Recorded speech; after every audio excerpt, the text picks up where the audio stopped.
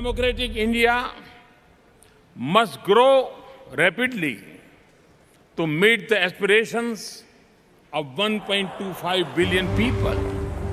The mere announcement of India having 175 gigawatt of renewable energy by 2022 has been big.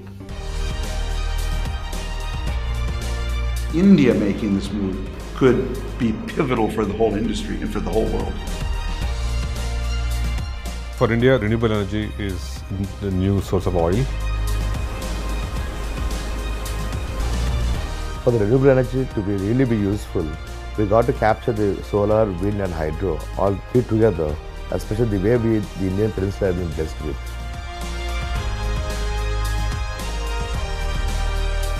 India is leapfrogging many stages of the renewable energy evolution in the country.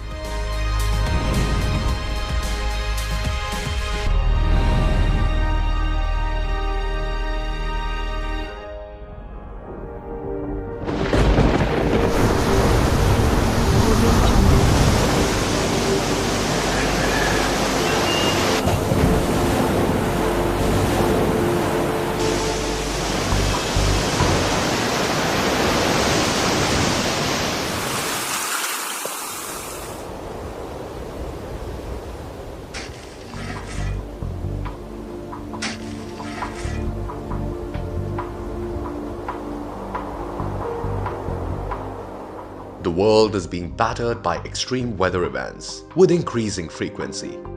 Its impact is only too real for India. Climate change and its devastating effects is no longer a theory. 2013, 2014, 2015. If you look at these 3 years, we had deficit rainfall. By 2016, close to 18 states in India went through drought-like situation. There were other states which went through flood-like situation. 2/3 of our population is still dependent on climate-centric economic sectors.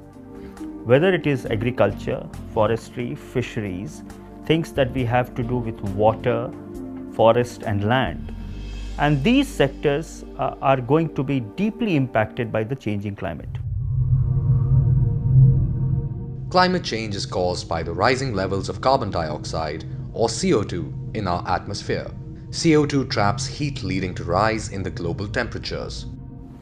The temperature rise in turn affects weather patterns, leading to extreme events.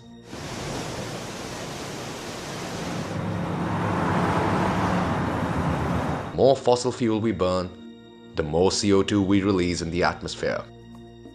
Temperature rise caused due to such massive burning of fossil fuels is measured against the global temperature before industrialization, also called pre-industrial period. Scientists want to limit the temperature rise to 2 degrees Celsius above pre-industrial levels. Any rise above 2 degrees would result in irreversible changes to the environment. The 2 degree has caught the imagination of people, but the fact is it is a political agreement. Scientifically speaking, even at 1.5 degrees, temperature increase compared to the pre-industrial era, which is about 1850 onwards. Many communities, poor communities, especially communities who are dependent on ecosystem for their survival, many vulnerable ecosystems like Sundarbans or other vulnerable ecosystems like Himalayas are going to be deeply impacted with this 1.5 degree temperature.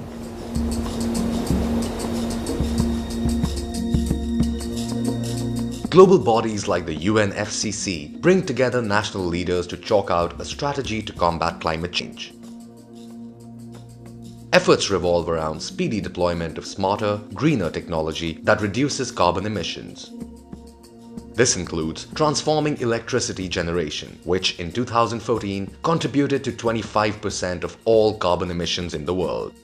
That's why renewable energy is so crucial to cut down carbon emissions. Developing economies like China and India are hungry for electricity and therefore are among the world's largest emitters of greenhouse gases. There's global pressure on India to implement green technology. But deploying such technology can have a crippling effect on a developing economy. That in turn affects the poorest members of society, many of whom don't have access to energy. But something unexpected happened in the 2015 United Nations Climate Change Conference held in Paris. Prime Minister Narendra Modi set out a bold vision to power India's future. By 2030, we will reduce emissions by 33 to 35% of 2005 levels and produce 40% of our power from non-fossil fuels. According to estimates, that would mean generating nearly 340 gigawatts of power from non-fossil fuels or renewable energy. To put that in perspective, this figure is higher than India's total power generation capacity today of about 320 gigawatts. So how will India pull this off? We will achieve it by expanding renewable energy, by adding 175 gigawatts of renewable energy generation by 2022. Well, there was a real flip in this country. A decade ago, you'd come here and the attitude was, hey, it's our turn to grow dirty. You got your turn, you in the West. Now it's our turn, so don't lecture us. And then I think a couple things happened. One, as the country was growing, the air got dirtier and dirtier and simply became unlivable. So that path simply was not possible or sustainable in the long run. The second thing that happened here was innovation. Lead companies started to emerge in the solar area, the wind area, the battery area, the hydro area, that were quite innovative in producing clean energy. And people began to realize that, wow, not only is this more healthy for us physically, but this could be financially healthy. The benefits of tapping into inexhaustible and clean sources of energy, such as the sun or wind, is apparent. However, on a large scale, these sources of power were considered impractical. The cost of renewable energy was much higher than conventional sources such as coal and gas.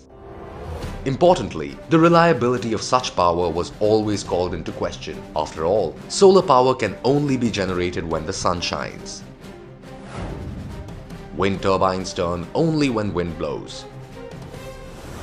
And hydro plants are dependent on river flow.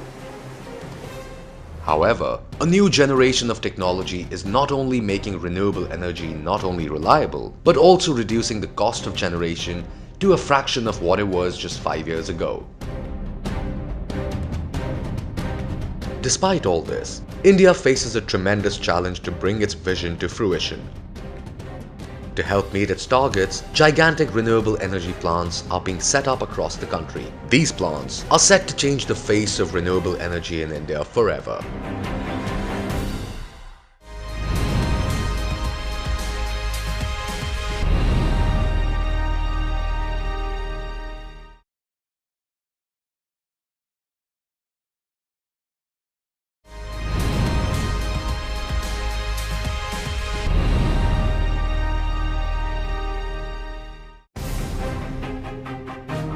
November 2015. Global leaders meet at Paris to take decisive steps to curb global warming.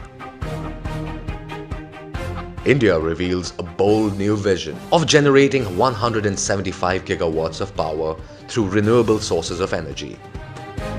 So the mere announcement of India having 175 gigawatt of renewable energy by 2022 has been big. Let me say it has been massive. A large chunk of the 175 gigawatts will come from solar power. The rest coming from wind, biogas and small hydro projects. A big part of India's plan is to construct huge facilities designated ultra-mega solar parks. With a capacity of 1 gigawatt, the flag bearer of India's Mission Solar is in Kurnool, Andhra Pradesh. It is the world's largest solar power parks and also the first solar park that will be connected to the national grid. Not only for Andhra Pradesh, it is one of the biggest park in the world. It is 1000 megawatts in 5000 acres of land. and also 7,000 crores they are investing now. It is a major breakthrough in renewable energy. The Kurnool project of this scale was never planned or implemented globally. There were other projects of a scale of between 10 to 25 megawatts, and so the scale of this project was pretty unique. Of the 1 gigawatt capacity, 500 megawatts has been awarded to Greenko, owner and operator of clean energy projects across India. With a total capacity of 3 gigawatts of power from solar, wind and hydropower plants. But Kurnool proved to be the company's most challenging project. Typically 5 acres are needed to generate 1 megawatt of solar power. So the 500 megawatt plant developed by Greenko is spread across 2,500 acres. More than 2.5 million solar panels have been installed on this area. If you were to line up these modules end to end, back to back, it would be a 5,000 kilometer long line. That's like driving from Srinagar to Kanyakumari and nearly all the way back up to Nagpur. Solar panels are made of a class of materials called photovoltaics. The electrons of such materials enter a high energy state when hit by the energy contained in sunlight. This leads to electricity generation. The form of this electricity is called direct current. However, to power day-to-day appliances and machines, this electricity needs to be converted to alternating current or AC. After the conversion, around 5,000 kilometers of cables transmit this current generated by the solar panels to the nearest substation. The length of the trenches for the cable, 400 kilometers. That's like digging a trench from Kurnool to Hyderabad. Gigawatt-scale national grid-connected solar parks, like the one in Kurnool, represent a tectonic shift in the way we think about renewable energy. From just a source to reduce carbon, it has become a mainstream energy source as it became competitive with fossil fuel sources, and renewable energy is now a significant part of the economic activity in most countries globally. Until recently, replacing coal or gas-based energy with renewable sources was unthinkable. Renewable energy was simply too expensive for a developing economy like India. However, renewable energy tariffs have fallen drastically in the last 7 years. In 2010, solar power tariff was around Rs 12 per unit. The solar power tariff at Kurnool is 3 times cheaper, a mere Rs 4 per unit. And the prices continue to fall. This fall is triggered partly by the falling cost of technology. I think foremost would be the fall in the module prices. So they have fallen from about 1.2 per watt in 2013-14 to about 35 cents now. And in fact, our expectation is that they will continue to fall to close to about 25 to 27 cents in the next few quarters maybe. I think equally importantly is that the risks in many of these projects are going down because of the government incentive.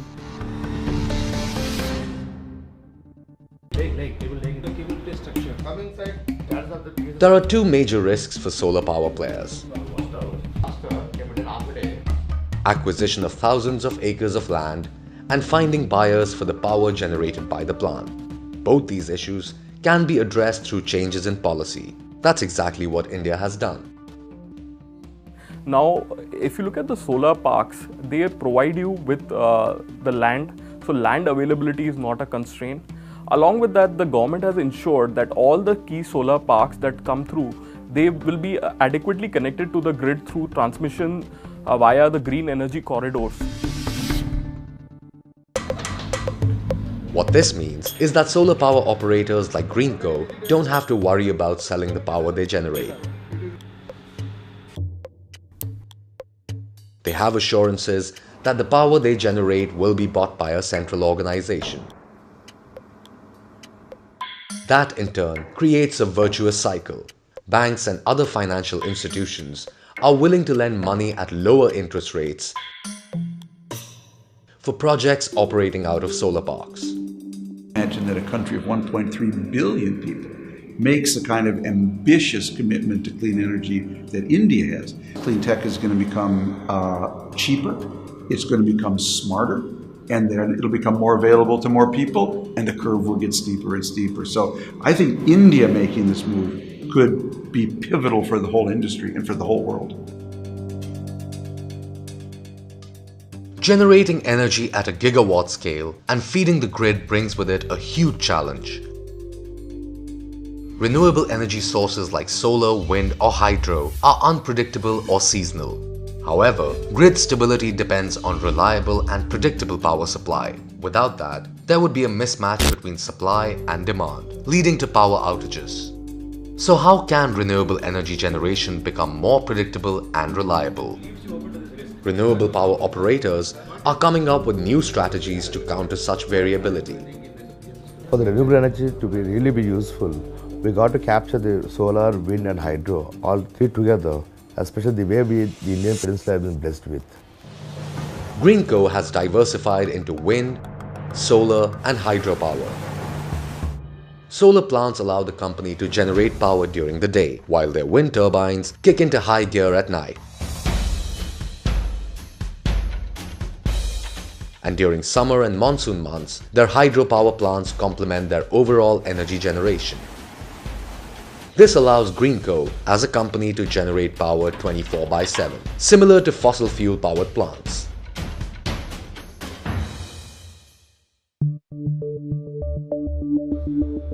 This vast network of power plants spread across India is monitored via a central control room. This room is where the wind, solar, hydro plant information comes in, and this is the cockpit from where we operate. The information that we receive here in terms of zillions of bytes of data that come in is important for us to make sure that we are constantly tracking the actual energy that we generate to its maximum potential. Every machine has a theoretical capacity of generating power. However, the actual power generation is often lower, and the engineers sitting in the control room are constantly trying to reduce this gap. To do that, they need to monitor the natural resource itself, that is wind, the sun or water, and the machinery that's tapping the energy. The information that we receive here is extremely granular. I'm going to give you some instances. Start with wind. We have the power curve, which is nothing but a measure of what power it should generate for a given amount of wind that blows. The control room monitors every turbine in every wind farm. And if the generation from any turbine is lagging, an alarm is immediately raised to address the issue. It is equally crucial for the control room to predict the weather. After all, that determines how much power the plant is going to generate. Weather prediction is a very tricky operation. Think of it as a mathematical equation. Input numbers such as pressure, temperature, humidity, and you get a prediction. But the actual weather often varies from the prediction. Companies like Greenko use artificial intelligence to study how much the reality differed from the prediction and improves the original equation.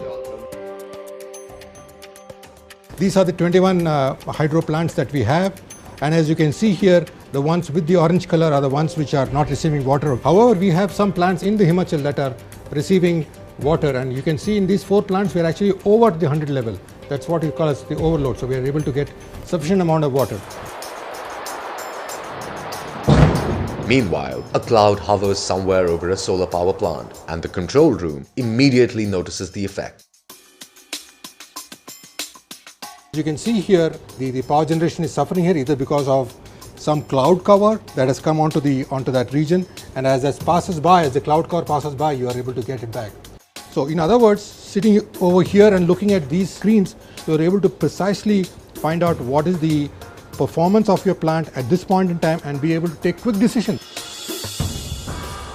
By investing in technology to monitor machines and weather, artificial intelligence to interpret the raw data, Renewable energy companies are making clean forms of energy practical to use. It is allowing India to take huge strides in switching to renewable power. But what does it take to build a solar park like the one in Kurnool?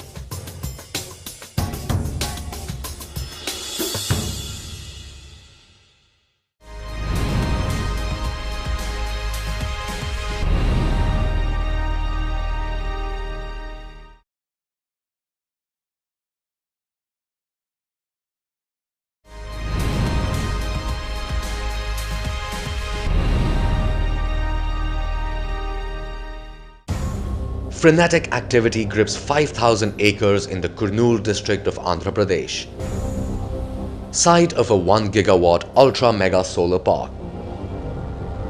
The first solar power plant to be connected to the national grid. It represents a massive leap for India's mission solar, one that leapfrogs India's efforts to adopt renewable energy with both arms.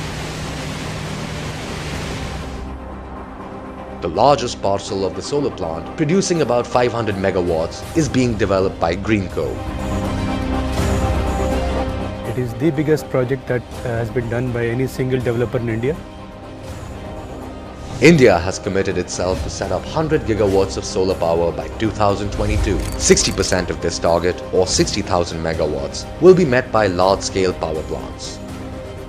Out of that, this particular park where the project is being built is a 1000 megawatt park in a single place. It is the largest single park anywhere in the world, 1000 megawatts in a single place. And our project, it's a small part of that, it's almost half of that. It's 500 megawatts of AC capacity with about 816 megawatts of DC capacity, which makes it one of the world's largest parks held by a single owner. And as a proportion to the national target of 60,000 megawatts, it's probably close to about 5%. So 5% of the national target till 2022 is being met by this single park right now. That's how big it is. Big ambition comes with big challenges.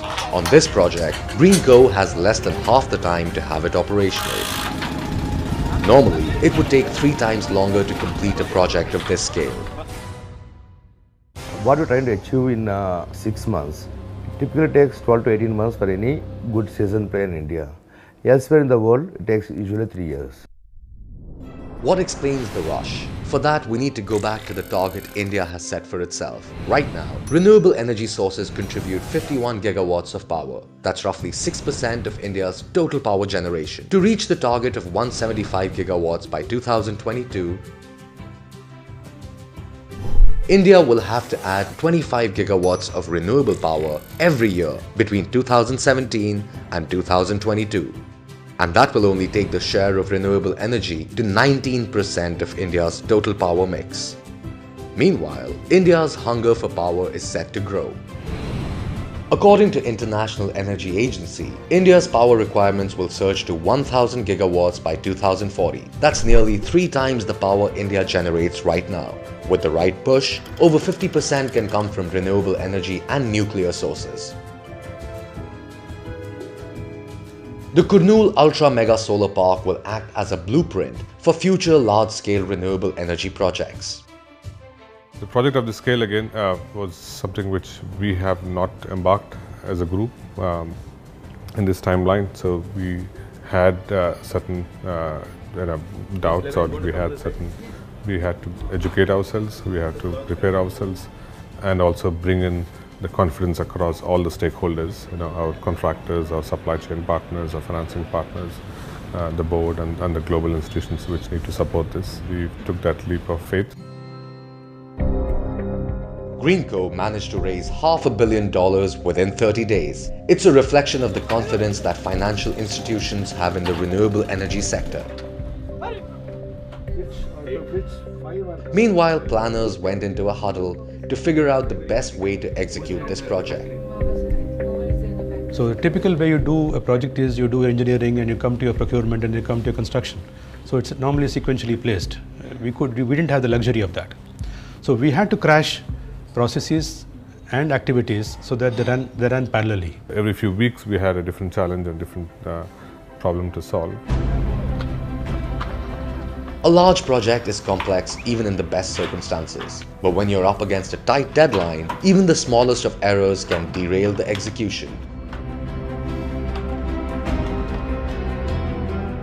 Logistics was a big challenge. We're importing panels from China and the Far East, and this itself involved about 4,500 to 5,000 containers moving from ports like Shanghai into Krishnapatnam and Chennai, all in a span of just a month. These containers had to be moved across hundreds of kilometers to the site's remote location.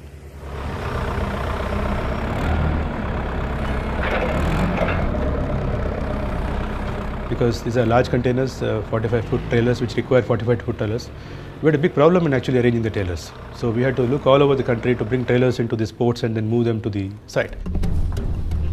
With one eye constantly on the supply chain, Greenko began deploying teams on the ground. With that came another challenge. The number of contractors and workers normally deployed for a project of this nature simply would not be able to meet the deadline, and that was simply not an option. Greenko had to partner with 25 different contractors to execute the work at site. The level of coordination required increased exponentially. At the height of work, there were about 5,000 workers on the site, but moving resources alone was not enough. Kurnool is a 500 megawatt project, and at any given day there are about a few tens of thousands of activities that need to be accomplished in the day. And these activities are monitored, planned and coordinated remotely, harnessing the power of technology.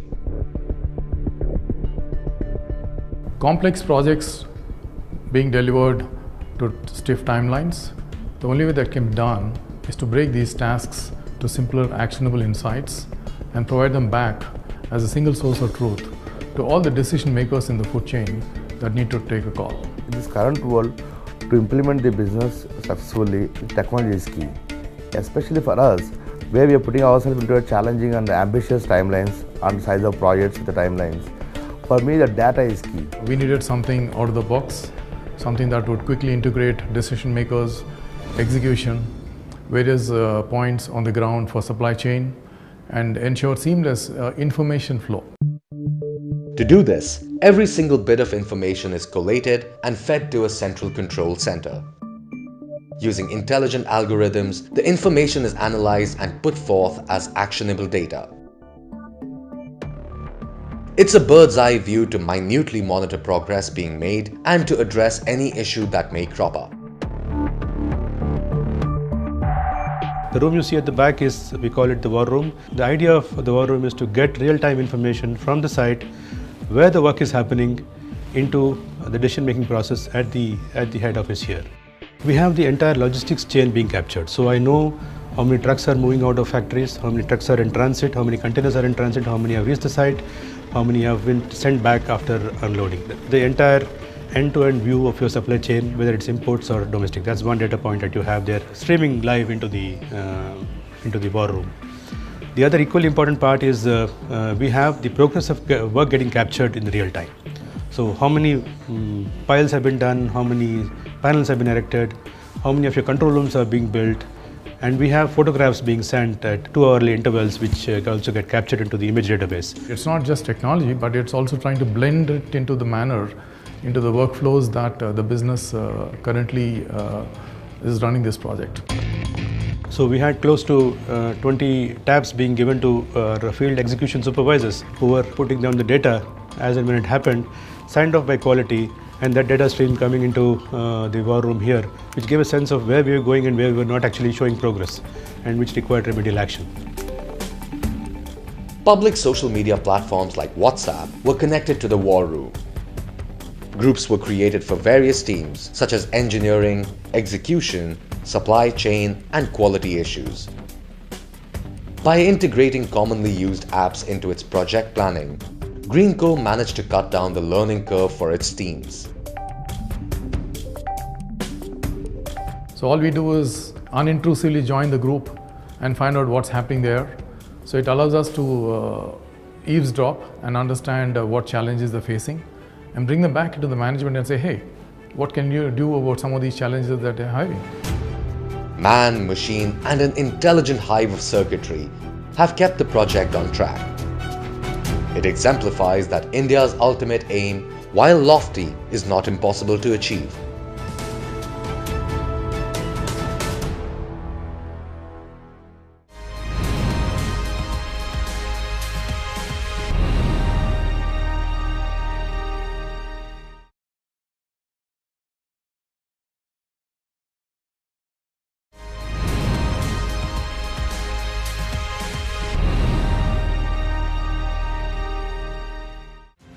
Kurnool, Andhra Pradesh. Engineers are rushing to meet the tight 6-month deadline to finish a 1 gigawatt ultra mega solar park that's going to change the face of solar energy in India. But planners quickly realize they have a huge challenge. They simply don't have enough hands to set up this gigantic park within the deadline.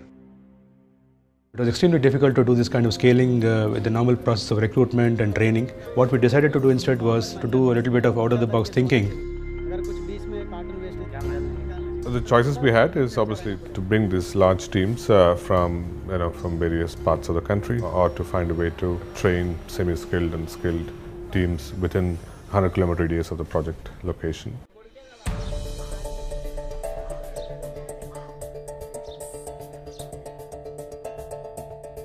Parmeshwar Naidu was one among 250 pass-outs from the Industrial Training Institute hired by Greenko.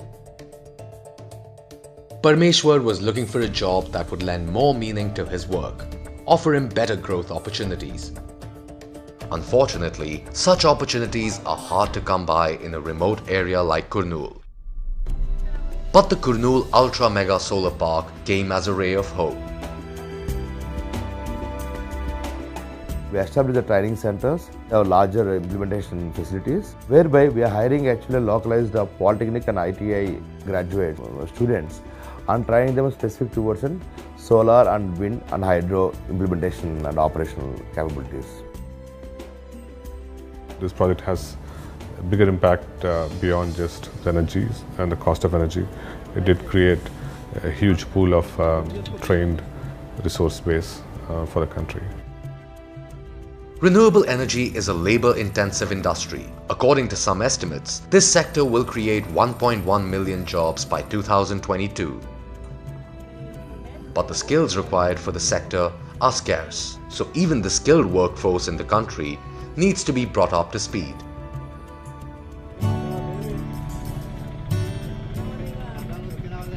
It's like jumping off a building and trying to grow wings on the way down and hoping that you don't hit the ground. A training center was set up on the site to bring the diploma holders up to modern standards of operations. They were given short-term intensive training to set up solar power plant. This included the assembly and mounting of solar panels, troubleshooting problems, and supervising cabling operations. ఇప్పుడు సెగ్నాల్లో వచ్చేసి solar power plant పడినందుకు నాకు చాలా దగ్గర ఉంది. Minimum నాకు వచ్చేసి 10 minutes పడుతుంది. మంచి సార్లు వస్తున్నారు. ట్రైనింగ్లో మాకు సార్ వాళ్ళు బాగా ఫిట్నెస్ మాగింది, బాగా చూపిస్తున్నారు. 6 months ట్రైనింగ్ అయిపోయిన తర్వాత దీనిలో జాబ్ సంపాదిస్తాను. Right now they are working with us, they have helped us construct this plant, and their contribution to construction is phenomenal. And we believe that at the end of this project, when they actually go out, we will have at least 250 odd very skilled people who can construct solar projects on their own without much of supervision and much of oversight.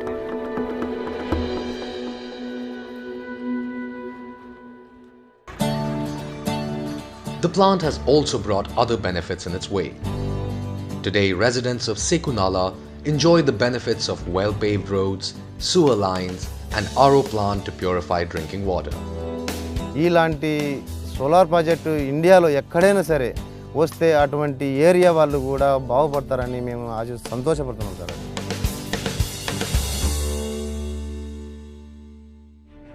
Because of this scale-up project, which is the world's largest single solar park in a particular area, it has put not only Kurnool district but also India on the global map. While the Kurnool Ultra Mega Solar Park leads the wave of clean energy projects set to come up in India, the real test lies in whether renewable power can become the mainstay of India's power requirements. So what does the future hold for renewable energy?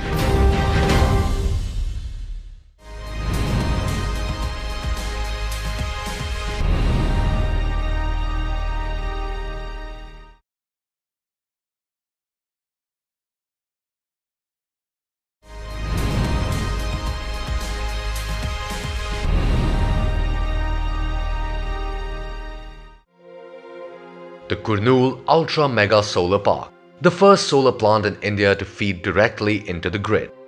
It is the frontrunner in India's mega plan to switch to clean power.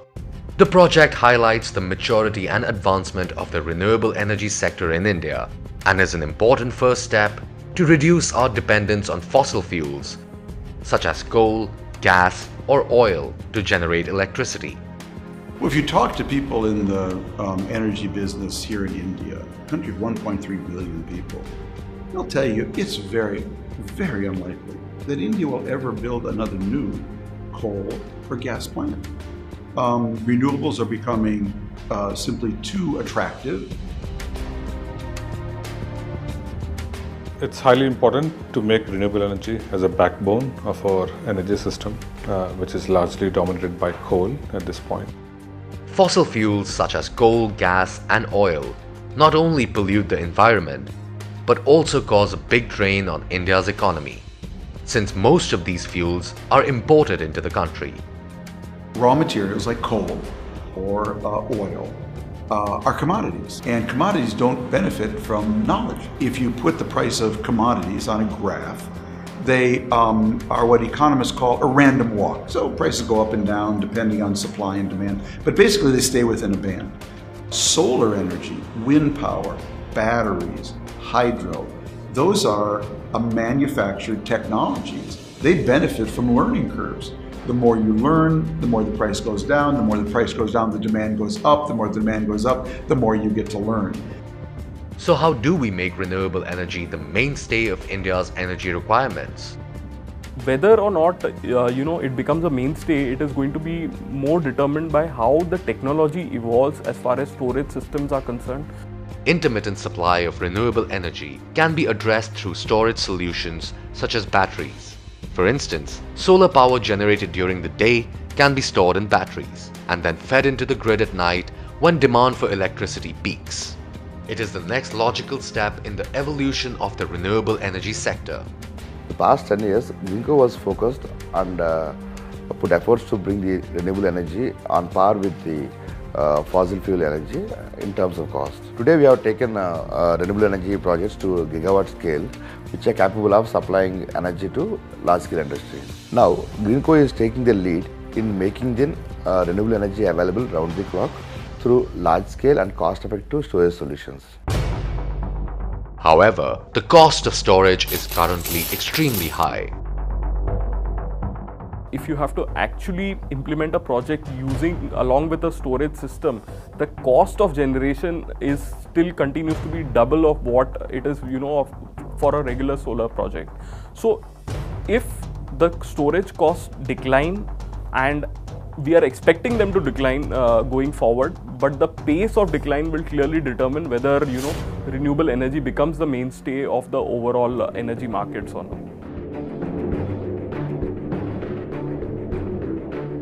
Cost of storage can be driven down through innovation. For instance, Greenko is investing in pumped storage hydroelectricity. In this system, power generated by solar power during the day is used to pump water to artificial reservoirs. In the evening, when demand for power peaks, this water is released to operate turbines that generate electricity.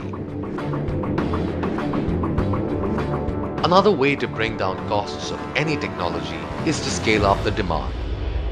If you go in a big way, then rates will come down. Ultimately, this is the best solution for India, and I am totally confident India can give power at a very cost-effective compared to any other country in the world.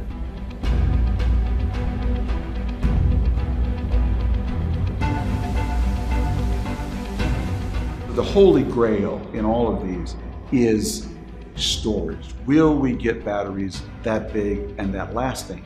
And the answer is clearly yes. We're very, very close already. That's why you have Indian utilities actually now plugging solar into the grid. And I think in the next 5 years, this is just going to get better and better and more efficient.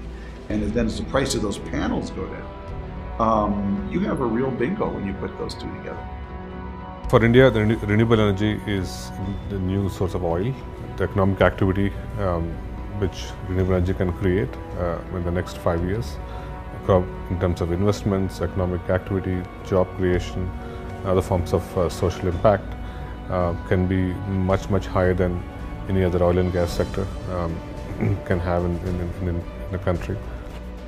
More importantly, it helps India reduce a huge chunk of carbon emissions that's already playing havoc with society. It's not an option anymore for not adopting renewable energy at this scale. It's only path forward for a country of more than 1 billion population and for the next generation to really survive on this planet. India's Mission Solar is part war cry, part beacon of hope. As the world switches to a cleaner, sustainable form of energy to power the future.